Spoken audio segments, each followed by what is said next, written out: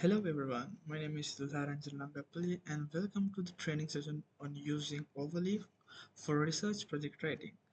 This session is mainly intended for students who currently use Microsoft Word for project reports, dissertations, and research papers, but would like to understand how Overleaf can make academic writing more structured, consistent, and easier to manage. Overleaf may look unfamiliar at first because it uses LaTeX. However, you do not need to be a programmer and you do not need to memorize every LaTeX command before starting. The purpose of this session is to give you a simple and practical introduction. I will explain what Overleaf is, how it compares with Microsoft Word, and how it can help with sections, figures, tables, citations, references, collaboration, and final PDF generation. I will also demonstrate a general research project document so that you can see how the workflow works in practice.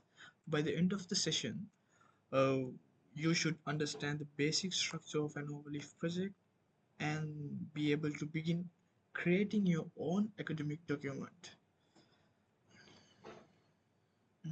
So why is this session? Um, yeah. Let us begin with common problem experienced by many research students. Um, Microsoft Word is familiar and convenient when a document is short.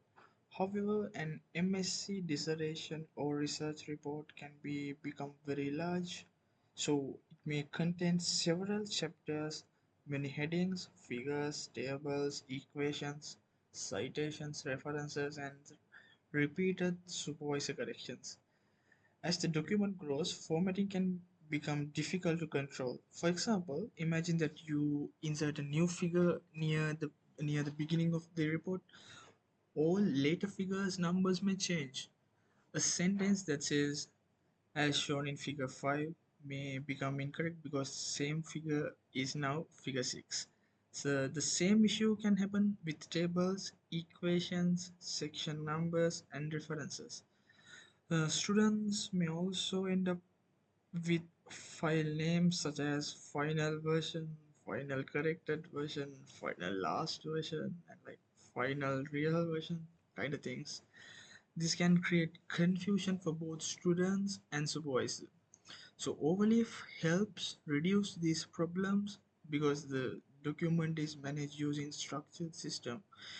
Instead of manually formatting every heading, figure, table, and citations, we identify what each element represents and LaTeX manage it appearance and numbering everything. The main objective is very simple. Spend more time working on the research and less time repairing document formatting. So that's very simple.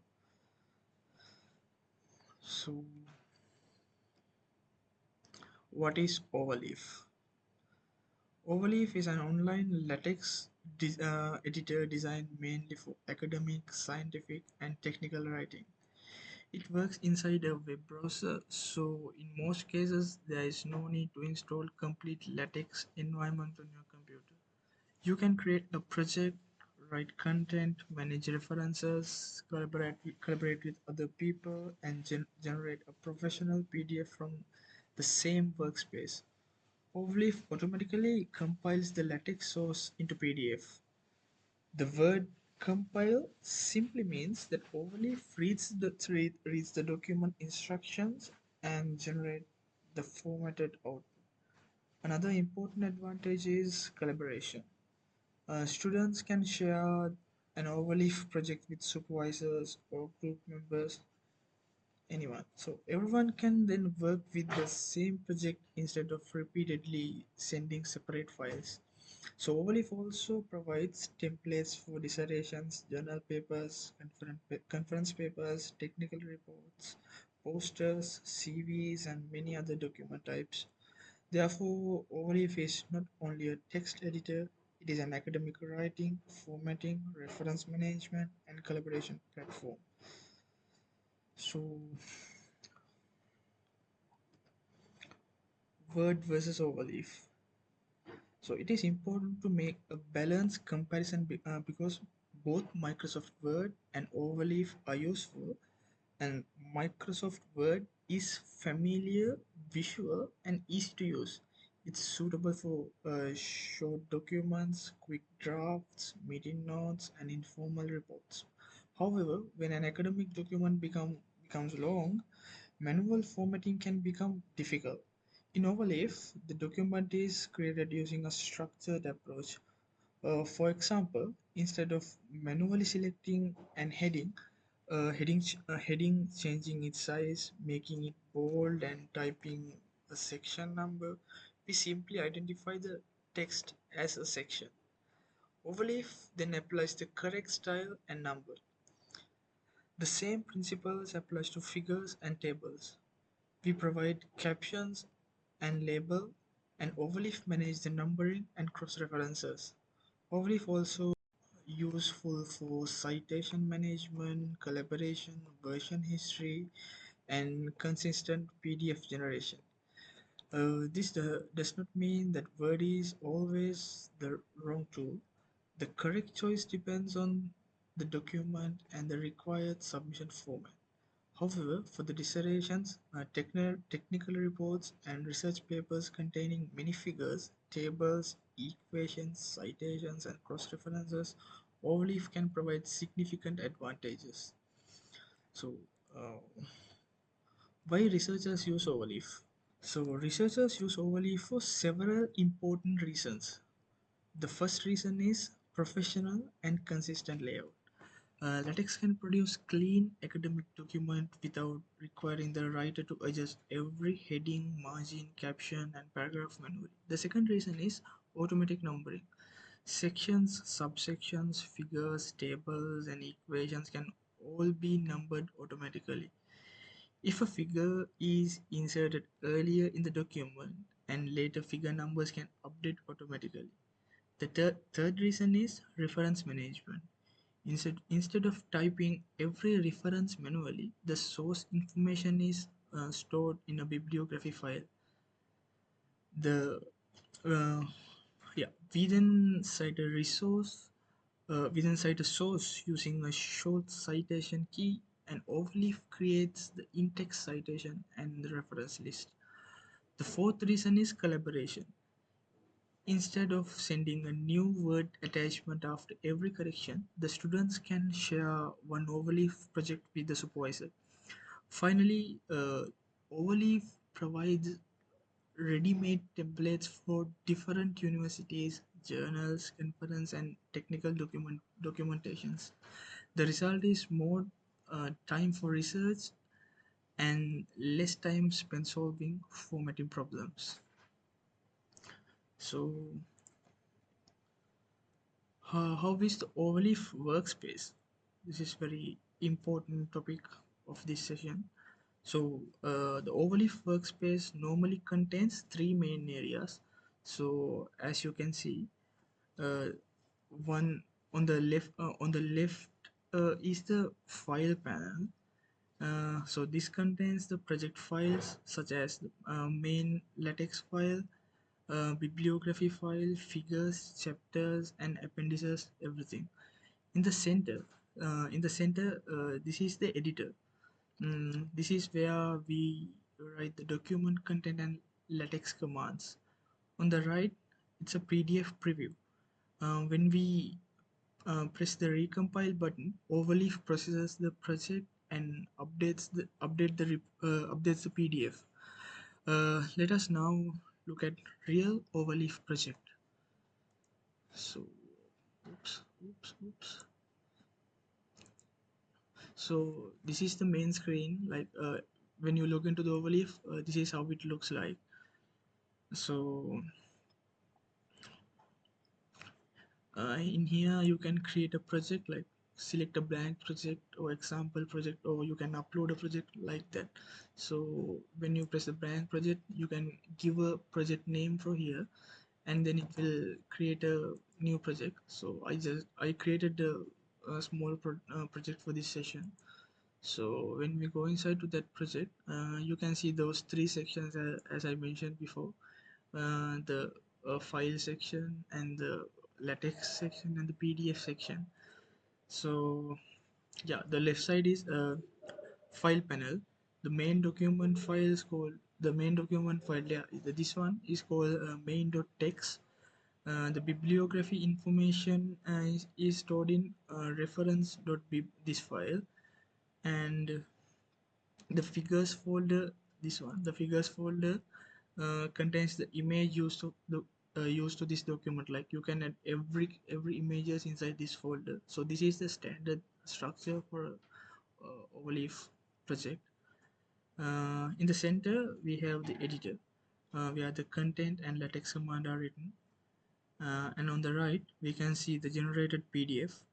So yeah, there's the recompile button, and this button updates the PDF after changes are made. So this edit, recompile, and check process is basic Overleaf workflow. When it comes to this PDF preview, so it basically looks like a normal PDF document, and you can see the title page and abstract, table of content. So you can add those everything, like sections, and also subsections like this. Also you can see the difference between sections and subsections. So sections, subsections, and figures, also tables and citations, like this, like Harvard. So these are the Harvard style citations, citations like this, and reference list, uh, which is very important. So everything you can add for here, like normal word, normal PDF document, normal word document. You can do exact same thing in this Overleaf project as well. So I just need to edit the document. So I just created this document before this session, so it's easy to continue the session. Otherwise I have to type everything manually, so it will take some time. So I just wrote everything before I started the session. So I'll do some editings for you, then you can identify how it gonna be changed when I edit the source code, and how the PDF going to change according to that. So in so this is the main.txt file. So this is what we edit to do changes in the PDF document. Uh, Now in this, so this is the project title. So it's very easy to change and edit those things. Like I'll do some small change, and you can see how the PDF view going to be changed after I change the code view. So I'll add some word like demonstrate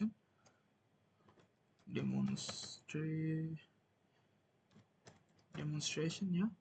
And now I added a new part to the code, and I'm going to recompile it again, and you can see it going to be changing here. Yeah, now you can see uh, it came properly, and it's nicely added to the PDF document. So it's very easy to use Overleaf. Yeah, so this is the normal workflow.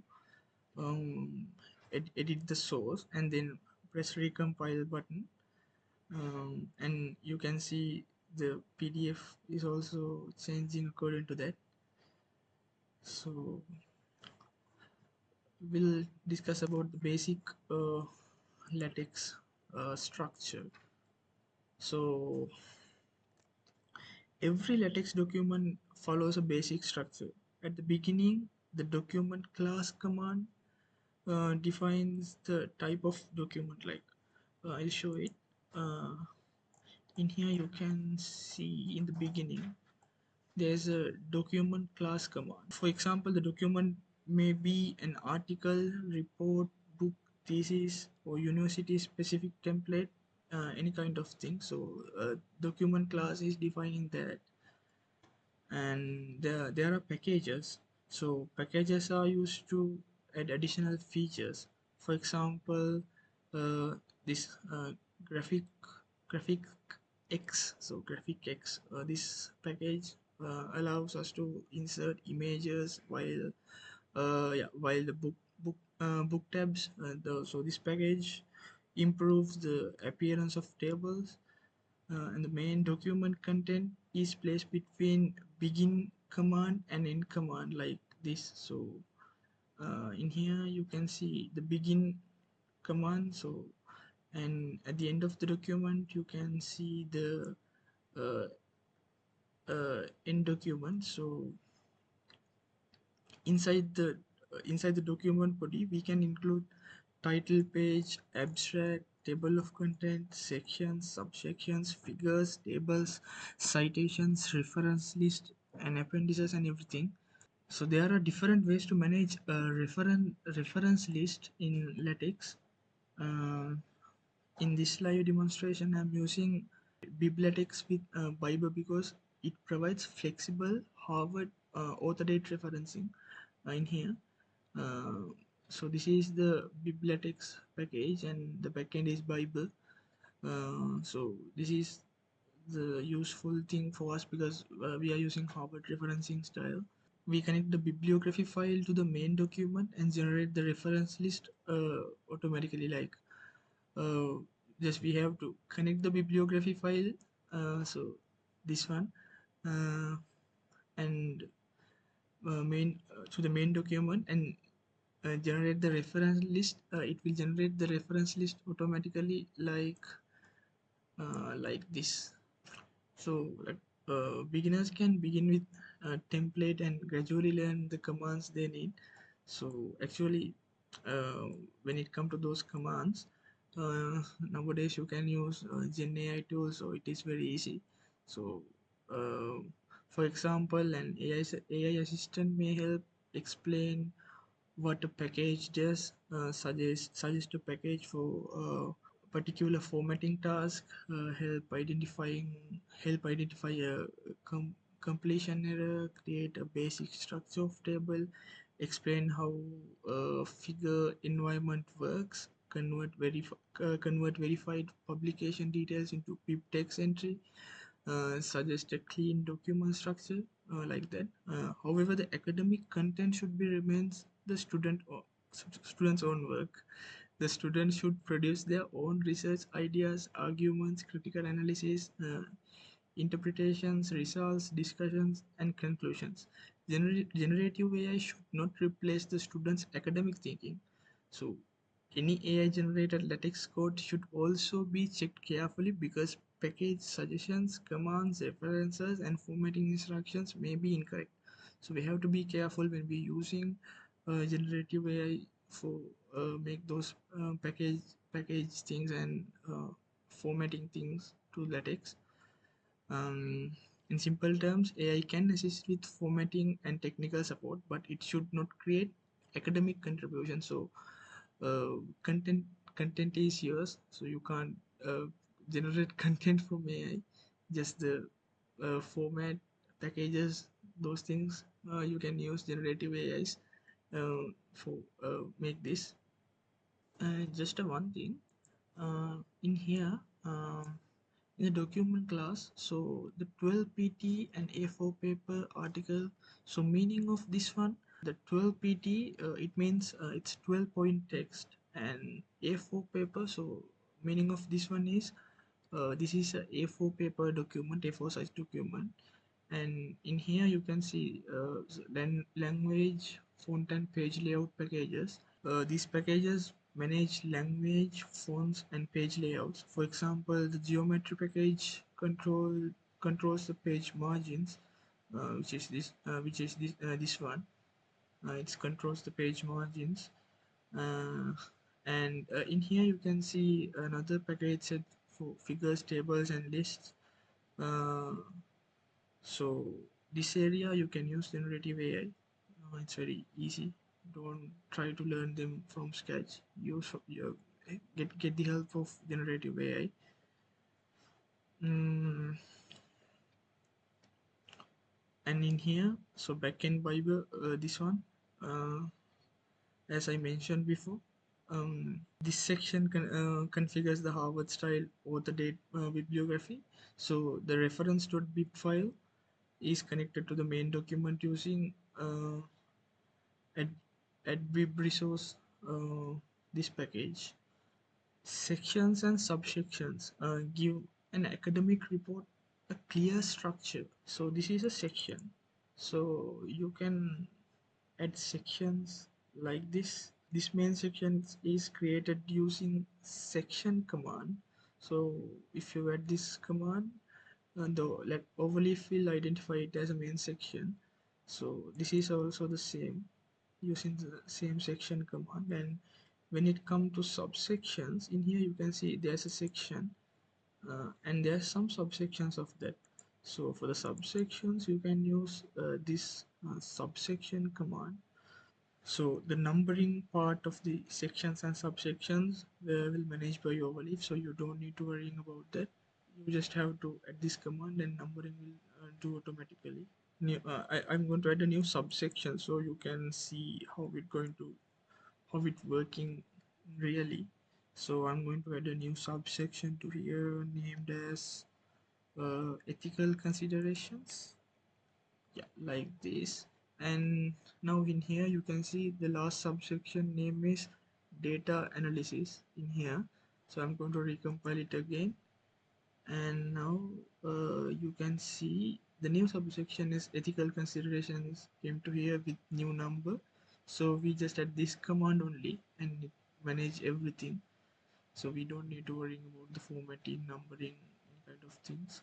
If you want to add a bold text, you can use this text bf, this uh, this environment. So uh, whatever the thing you write inside this environment going to be bold. So for that kind of things you use text bf command. And for the italic text, use text it, otherwise text it, this environment. So you can add the word or paragraph that you want to make italic inside these brackets, so everything going to be italic like this. So figures and tables are essential in many research reports. Figures may include charts, system diagrams, experimental results, photographs, screenshots, workflows, or conceptual models, any kind of thing. In Overleaf, image files are uploaded into the project. It is good. It is good practice to store them inside a dedicated figures folder and use a clear file names without spaces. So it's a good practice, not essential. Uh, so each figure should normally have a caption and label. The caption explains what the figure represents, and the labels give the figure a unique internal name. So we can then refer to the figure in the text. And Overleaf inserts the correct number automatically. If the figure order changes, all related references update. So I'll show you how we can do that. So you can see uh, there is a some figure named as sample class distribution. So this figure you can see, I'll also already uploaded it to the figure section. So uh, in so when you adding figures like this to the uh, PDF, uh, just you can just you can give the path of the figure, and it going to be at here, and you can um, adjust the width like uh, now if I change it to like 1, uh, I'm going to change it to width for size 1. Oops.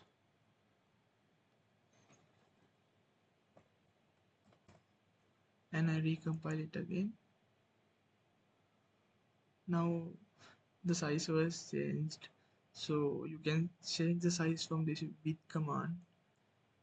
This image is inserted using this include graphics command. The width is set to relative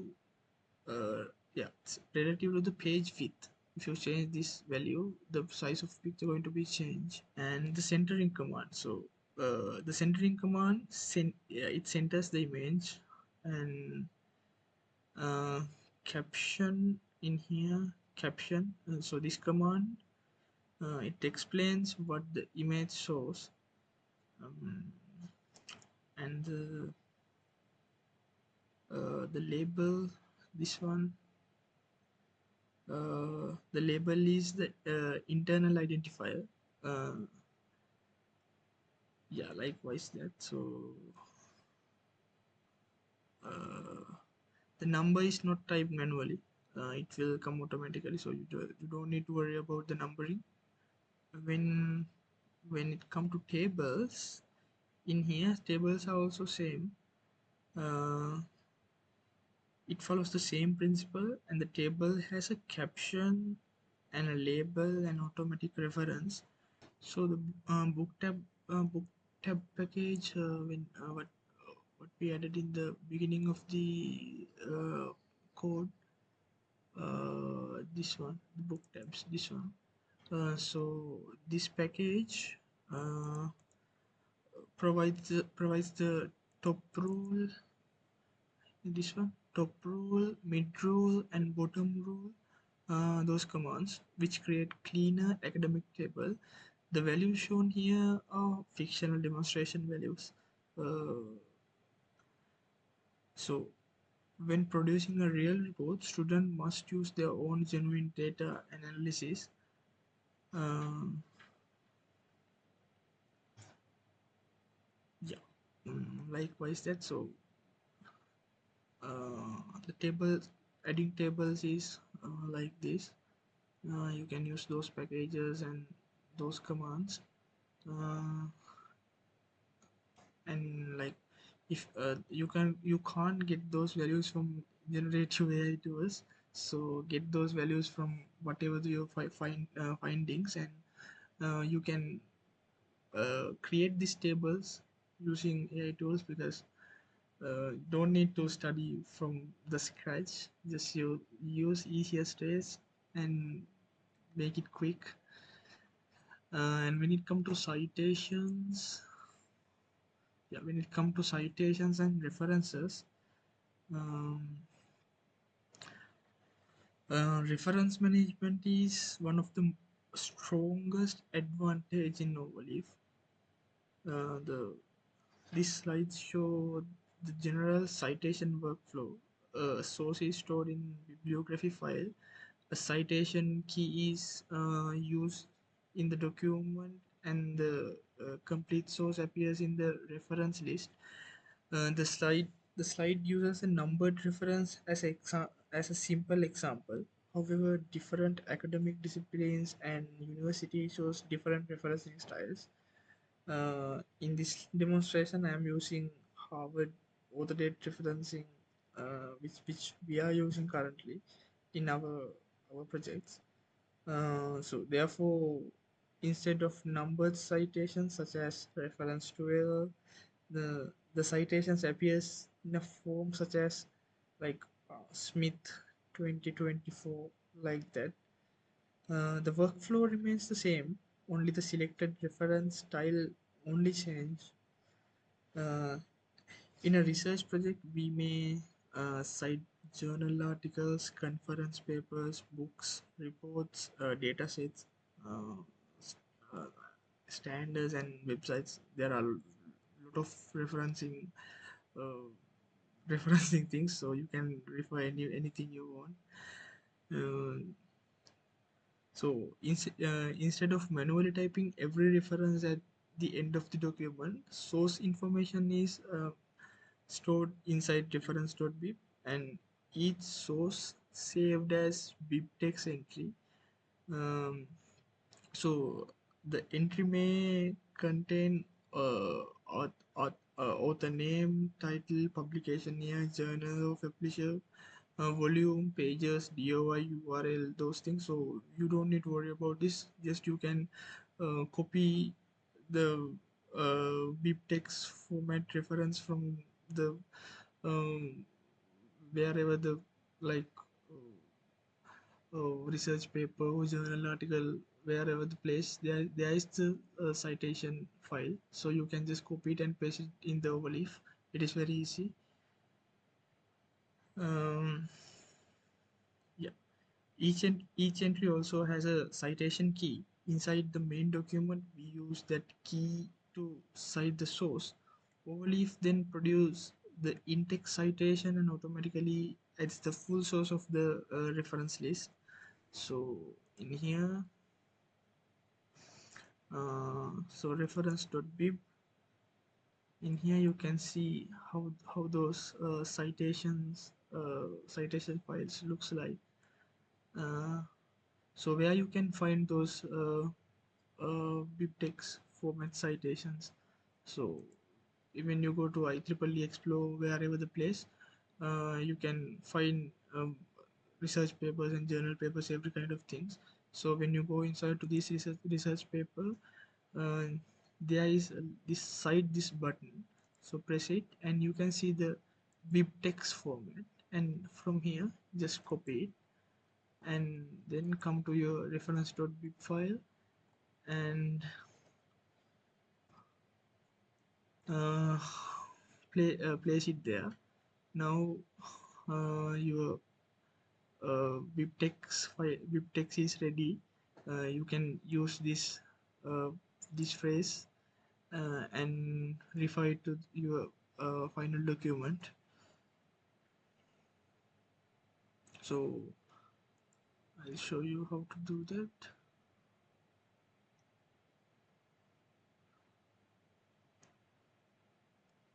So in here you can see there is a cited example. So in here you can see text site, this one, uh, Creswell 2018 research. So the yeah, it is this one. So I'm going to change it to the newly added citation document. So just copy this part and go to your main text document and change this part. And now we can see how it's going to be changed. In here you can see now the citation was changed. This is mine document, so my name and me and another person who did the uh, this research with me. And if you go to the reference section, now you can see, yeah, now you can see in here it is automatically referred in Harvard style, so it is very quick and very easy. You don't need to make it manually, so it's very useful thing in here. So there are different citation styles. So this is Harvard, and when it comes to IEEE style, there's a another format to do it. So those parts you can easily find. I don't need to mention those things again. Uh, so if you clearly look at this, you can see there are two citation types, citation commands are used in here. One is this parent cite command, and the other one is uh, the text cite. This one, the text cite command. So what is the difference between those these two commands? So text cite command is used when the authors from a part of the sentence, like uh, this produce the author's names followed by the year in brackets, and this parent site is more than one source can be cited inside the same command. So parent site is doing that. So overleaf formats and overleaf formats and orders them automatically. So we have to choose the correct citation command, and overleaf will do rest of the part. We don't need to worry about that. And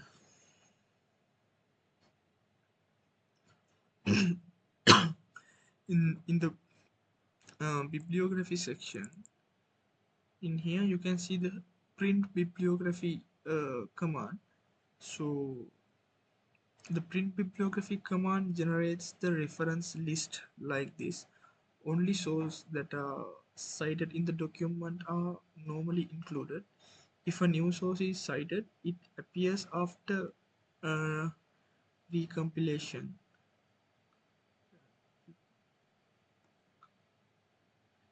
And yeah,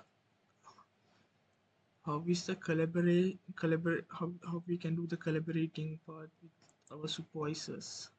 So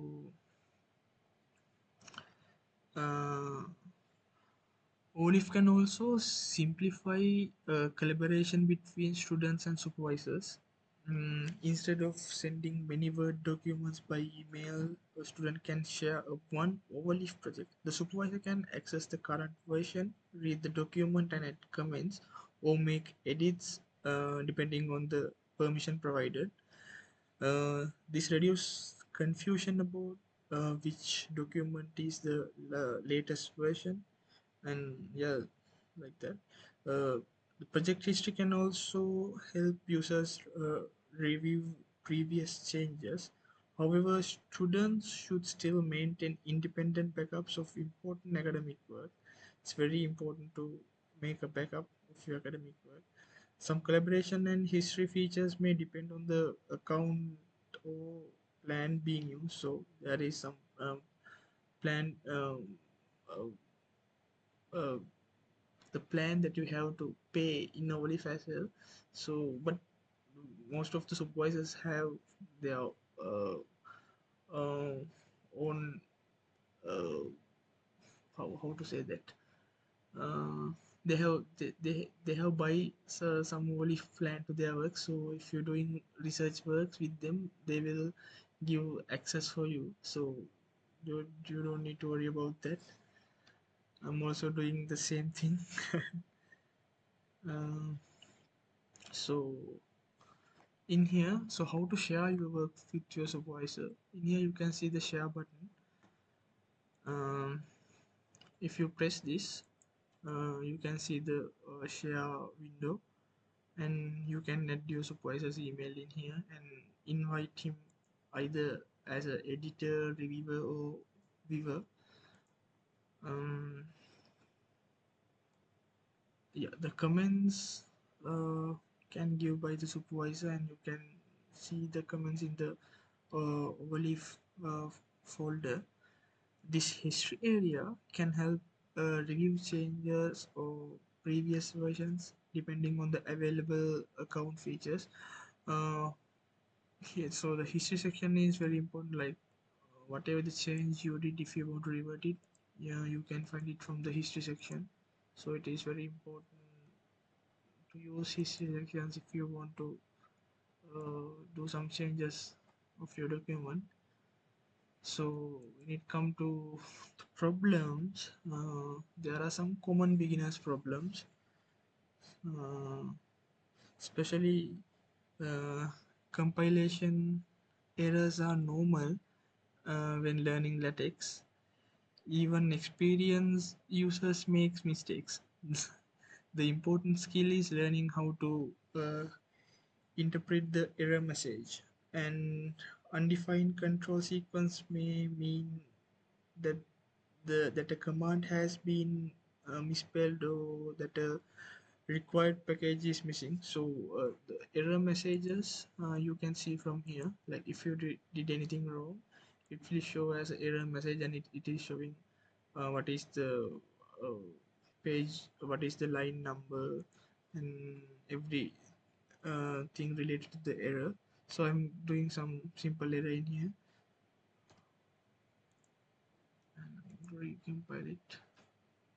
Now you can see there's some error here.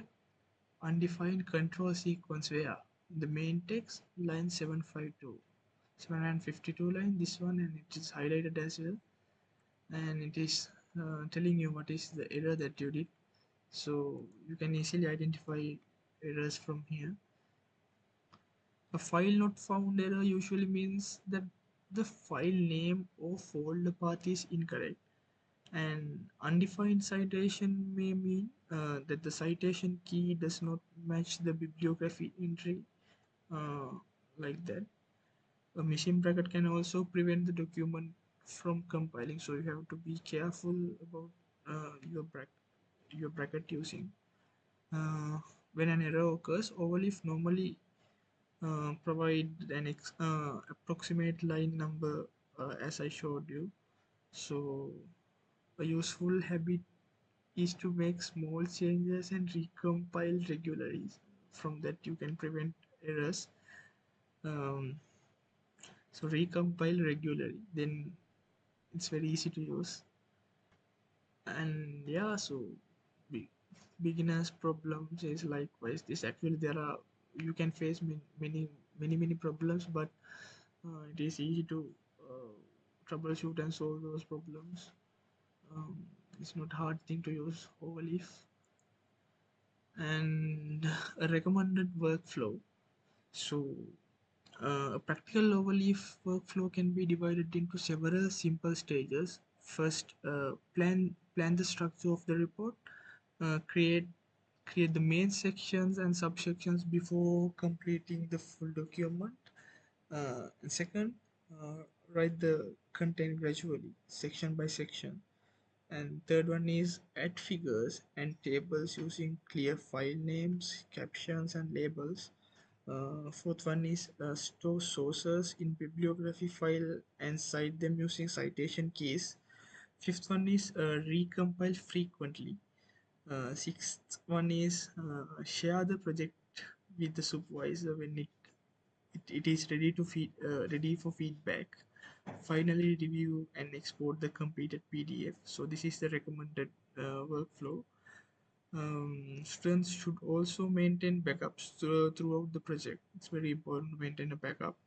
Uh, Starting early allows the document, figures, references, and structures to develop gradually. So, and you can use AI tools also for this figuring and tabling those parts. So you don't need to. It's not a big deal. Nowadays there are very easy ways to do this.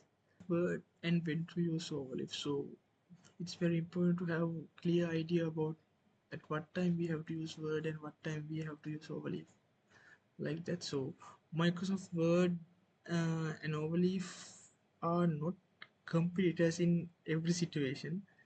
There are tools suited for different tasks. Especially Word is useful for quick notes, meeting minutes, simple drafts, and informal documents. It may also be easier when working with people who do not use LaTeX.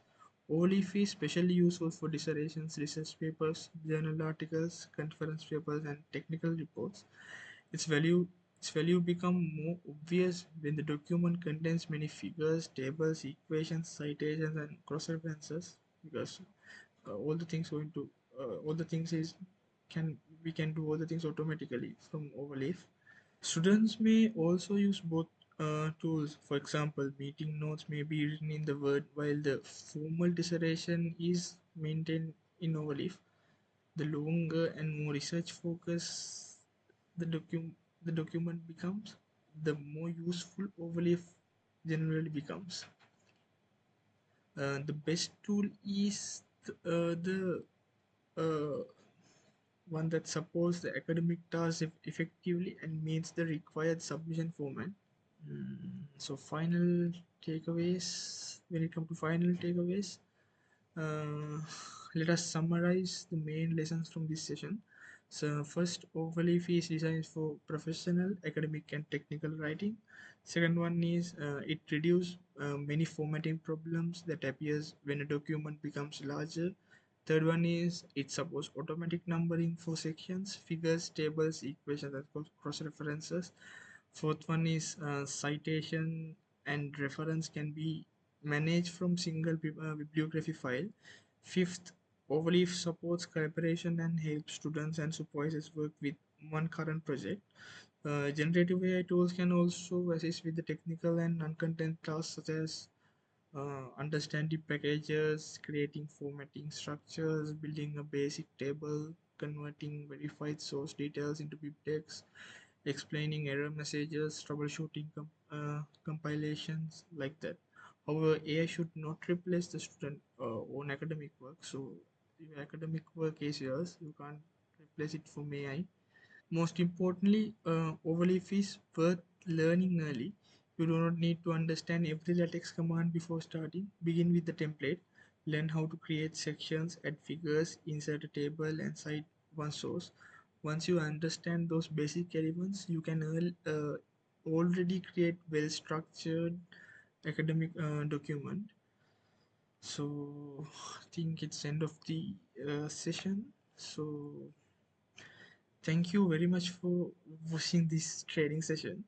I hope this introduction has shown that Overleaf is not only for advanced LaTeX users. It can be practical and manageable platform for students writing research reports, dissertations, technical documentations, and academic papers. The best way to learn Overleaf is through practice. Practice is the key actually. Um, Create a small project, add a title page, abstract, and few sections. Then practice adding one figure, one table, one citation, and a reference list. You may use generative AI tools to help understand technical elements such as packages, formatting commands, and error messages. However, remember that the academic content should remain your own work, and all technical suggestions should be verified. Once you understand the basic elements, you can gradually develop a complete research document. So, uh, thank you again. I hope this session helps you begin using Leaf confidently in your own academic work. Thank you so much.